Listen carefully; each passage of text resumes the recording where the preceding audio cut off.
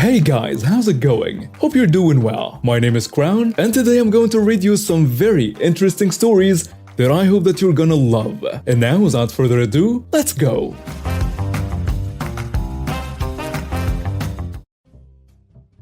This happened last week. I finally encountered not one but two Karens today. I work at a state park and I just started a month ago. So I was feeling comfortable working here and it was a surprisingly cool day. Just a nice 65 degrees out. I was working with my friend Jack, random name, and we were driving back to the shop.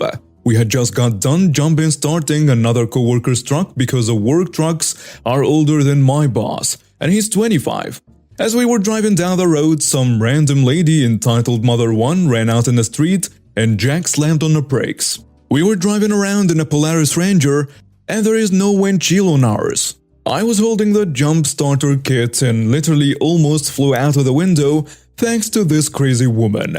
She literally flashes a smile and says, "Hello boys, we were out here having fun and we're ready to go home, but our battery is dead."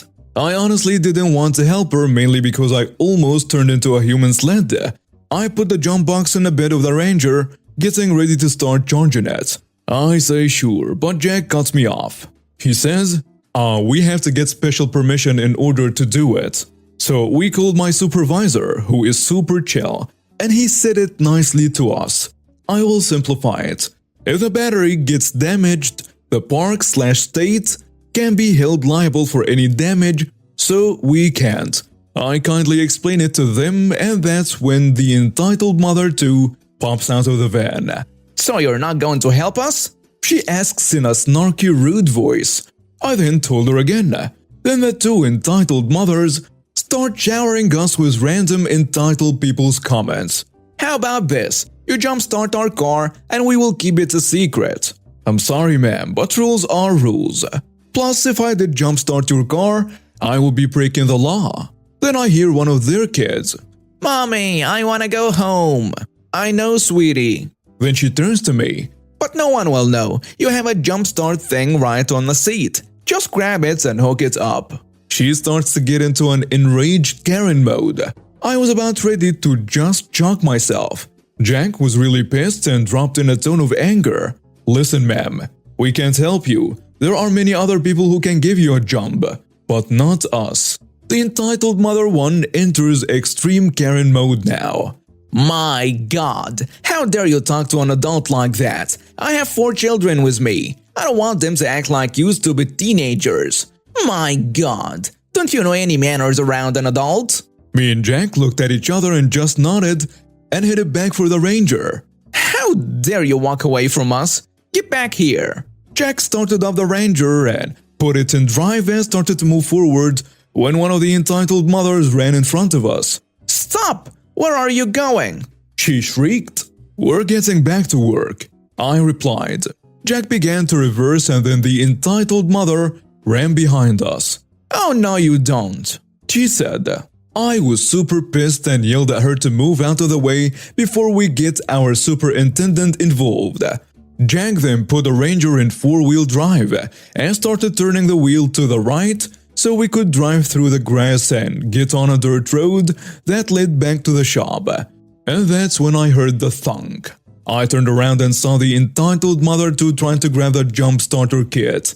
I immediately reached behind me and yanked it from her and held it tightly. "No, stop touching me!" she shrieked. Jack then slammed on the gas and we jumped the curb and tore through the grass to the road. We tore down the road and did a wicked drift around the curve. Me and Jack started laughing as we sighed in relief, and that's when it all escalated. We got to the shop and told our supervisor about what happened. He said he would let our security truck know so they would stop and go talk to them. I step outside to put on some Hilly-Billy Smell Good, aka bug spray, and then that's when everything escalated. Here comes 2 police cars. 4 police officers get out of the cruisers. Cop 1 says, "Hi, we got a call reporting of 2 workers who threatened these 2 women and their children and possibly tried to assault one of the individuals." I say, "Alright, this is nonsense." I finished spraying myself and went up to the cop and he sat me down in the cruiser and I started telling my story. I was beyond mad, so I tried to keep myself in one piece. I'm 16 years old and I have autism. When I get really stressed, I break down mentally and I'm explaining myself while sopping my eyes out. I get out of the cruiser and sit on the hood as I'm told. Jack is still being questioned by the other cruiser. Both of the moms get out of the second car and one of the officers talk to her. I see him talk to the lady who I pulled the jump box away from. She then stopped talking and pointed at me and then at her hip. Then the officer nodded and started heading my way. I've seen enough cop shows, so I got on my knees, put my hands behind my head and just collapsed face first on the cement and started crying. Cop 3 tells me, "Come on bud, get up." Me through tears, "Don't you have to search me first?" He starts laughing. No, we're going to go look at the security cameras from the pool entrance since it points down where you guys were. I thought I would have been charged with assault since the lady did hit her pelvis against the back of the ranger bed. I think that's how it works, I think. We get to the main office and me and Jack sit in front of the monitors with the two mothers right by us. We watch, we see the arguments, and then here comes the entitled mother 2 on the screen sneaking up to the back of the ranger and grabbing the jump box. Just as it happened, I grabbed it and yanked it away from her and she hit the bed of the ranger. Cop 4 says, "Well, looks like you two were right. Entitled mother 2, you're under arrest for attempted theft." What? No, this isn't fair. Those selfish R-words should be in trouble. The cop then screams at her to shut up as loud as possible, and she just stopped talking. The entitled mother 1 starts to dial for her husband's cell phone, and he did not answer. To this day, this has been one of the best work stories we tell at the lunch table. And the bonus of this day, the entitled mother had to call a tow truck. A little backstory. So there is a big box store called Micro Center which sells all types of computer parts and accessories. The company is still small since they only have stores in 16 states so far. In my state, there was a newly opened Micro Center in order to celebrate the new store opening. They gave out coupons to people who were the first to fill out a survey on their website. I was one of the lucky people who got the coupon. So in an email, they told me that I got the coupon and I get a free 128GB USB and 128GB micro SD card with no purchase necessary. Since I need more RAM for my computer and an extra hard drive, I decided to go to Micro Center on the following Saturday. First, I got the RAM sticks and hard drive that I have been needing to get. Then I head to the online pickup section where I show the coupon on my phone and later the worker scans it. Then the worker there opens a mailbox looking thing to grab out the USB and micro SD card. By the way, they were branded with Micro Center on them. He then hands me a receipt stating that the USB and micro SD card is given to me by the online pickup selection. I put both the receipt, the USB and the micro SD card in my jeans pocket for safekeeping. So I then got on the line to the cash register where I gave the clerk who was working the cash register the RAM and the hard drive. She then rings me up for the price. I started digging in my pockets for my wallet, so I took out my USB and micro SD card with a receipt and then found my wallet.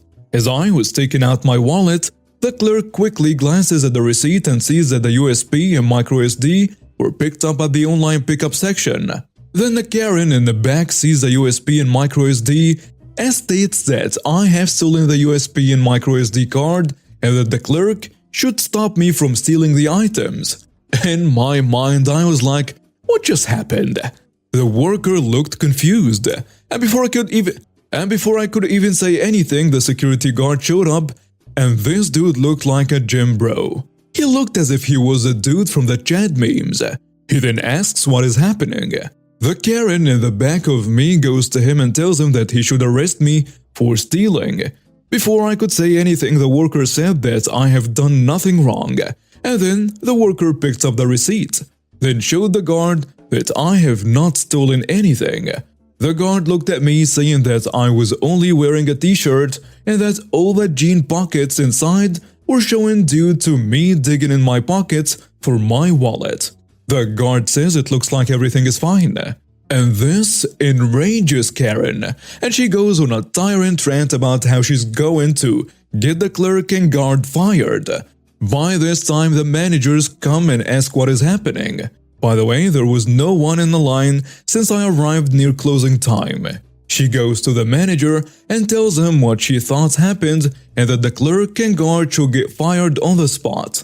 The clerk hands the manager my receipt and the guard tells him what happened. The manager tells the clerk to help me finish my shopping, and then he goes with the guard to deal with Karen. I paid up and put all the stuff I got from Micro Center into a plastic bag and walked out of the store. Inside my car, I see that Karen was being yeeted out of the store by the chat guard. She then was screaming at the top of her lungs. The guard then screams to Karen to get out of the property or he will call the police to force her out of the property. I then see her walking away from the store as I drive away. I am not sure why she thought I stole something. Maybe because I'm dark in skin tone or / and I'm a teenager? I don't know. What do you guys think? Today was a beautiful Texas day. Sun was shining, cool breeze, and I was on my way to the D.O. Pizza for lunch. As I get out of my car, I look behind me in time to see a white Jeep pull out in front of a red Mustang. Get in the inside lane, then hastily pull right in front of the Mustang. The Mustang slams his brakes on, hits the horn, and smoosh. I walk idly into the pizza store to pick up my order, giggling cause I just know this white car is about to get hell. I get my pizza and some ranches and head back outside to my car. Watching as both cars pull into the parking lot, I hear this awful screeching. It sounds like a pterodactyl is honing in on a kill. I start my car and back up slowly and then head in. The direction of the screeching, windows down of course. I hear, "Why were you speeding? You hit me! You terrible man! I am calling the police!" I see both people furiously typing on their phones, and I yell, "Hey, are you okay? I saw this woman pull in front of you and wanted to make sure you weren't hurt." The look on this woman's face is priceless. The shock on her face as she realizes there was a witness. The guy just stops and says, "Wait, you saw this?" "Yes sir, I'll be glad to stay as a witness if you'd like to call the police." I think he almost cried. Karen meanwhile is screeching about me being there as I park a couple spots down. She is so mad she got caught in her shenanigans and is trying everything to get out of it. "You saw him speeding? Oh my back. My son's a lawyer. Why do you need my insurance? You hit me. I don't have my card." An hour later, the police show up and she starts screeching again. The police officer heads to the man and the man gives him his license and insurance and points to me. Karen continues with her drama. "That person is his friend. This is a scam. Oh, my heart can't take this." The cop asks for my statement, which I gladly give, as well as my license and phone number. He thanked me and I made sure the man had my number and I then headed out. I can't for the insurance adjuster to call. Someone managed to hack into my Walmart online account and purchased $400 worth of iTunes gift cards using my debit card. Big mistake. The iTunes gift card were digital purchases and they were sent to my email. I notified my bank to cancel my cards and if they find out who did it, I would like to press charges. Yes, I would. The iTunes email states that if I do not redeem them within 12 hours, I get a refund. So 12 hours go by and I get my $400 back and the jerks who clearly aren't that smart aren't getting $400 worth of iTunes gift cards. I guess they thought the cards would be sent to them by mail except oh wait, they did not even bother changing the shipping address so it still wouldn't work out in their favor. Anyway, a day later the bank found the idiot who ordered the stuff because Walmart cooperates with them in tracking the IP of the crap stain who purchased from my account. Apparently it's some dude in Pentonville, Arkansas, multiple states away from me. So I pressed charges and he's going to jail. He didn't get his $400 worth of iTunes because he didn't stop to think that they were digital and would be sent to my email, did not change addresses, and did not bother changing the account login to start with. At what point was this plan going to work, huh? A couple years back, I stopped to grab fuel for my truck at the same gas station I filled up at once a week. I put my card in and start to pump. I realize immediately that something is wrong. The nozzle starts making a weird noise. Fumes are coming out and the counter runs up to $5 immediately. Okay, the pump is empty. No problem. I'll just run inside and get a refund, or so I thought. I walk in the store and politely tell the clerk what is going on and that I'd like a refund. She has a bad attitude immediately. She says that I need to show her, so she follows me out. I still had the nozzle in my truck, so I pulled the handle for half a second and it did the same thing and the counter ran up to $7. Okay, you've seen it. Can you please refund my card for the $7? She gives me a dirty look and tells me she's the only one working and can't do a refund without a manager. At this point, I'm getting mad. I've already wasted 10 minutes. I'm like, what are you talking about? You can just give me cash if you can't refund the card. She just says that it's not going to happen. I suggest calling her manager, but nope. He will be here later and you can come back and just walk back inside to her bulletproof room. Now I'm really mad.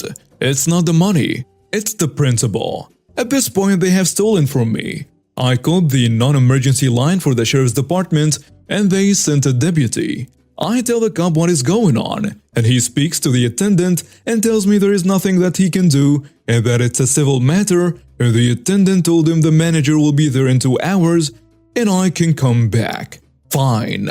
I return to the store 2 hours later, and guess what? No manager. Attendant is sitting behind her bulletproof glass laughing at me. Actually laughing. No idea when the manager will be there and no, she's not going to give me my money back. Or so she thought. For the next 45 minutes, I stood in front of the checkout window and turned every customer that walked in away. I probably told the story of what happened to 20 people. Some were mad that I would not allow them to buy what they needed, but most completely understood and went on their way. At this point, the attendant is screaming at me, calling me every name she can think of, telling me I'm poor because I want the $7 so bad, throwing stuff at the window, just losing her mind. And now I'm laughing hard. She finally calls a manager and he tells her to give me my money and she crumbles up the $7 in ones and shoves it through the slot. What sweet victory that was. Not only did they lose the customers while I was there, but they no longer get to sell me $150 worth of fuel each week, and I've told every family member and friend I know about this, and they all boycotted the store. Edit. For the commenters saying this is a Karen move, let me just say that if the attendant had apologized at all or made it apparent that she actually wanted to help me even a little bit, this would not have gone this far. I have no interest in making the job harder or being a jerk to a minimum wage worker who probably hates their job and is regularly treated badly. This lady went out of her way to try and make my life difficult. All I did was return the favor. And now we have reached the end of today's stories. Thank you for watching and see you next time.